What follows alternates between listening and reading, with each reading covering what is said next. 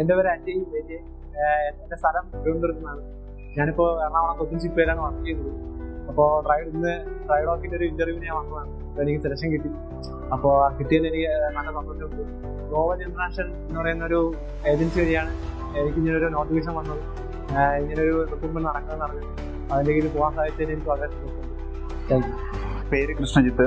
എനിക്ക് ഇവിടുന്ന് സെലക്ട് ആയി. എൻ്റെ വീട് കോലഞ്ചേരി കടയിരിപ്പ്. അപ്പോൾ എക്സ്പെക്ട് ചെയ്ത സാലറി കുഴപ്പമില്ലാതെ ഇവർ പറയുന്നു.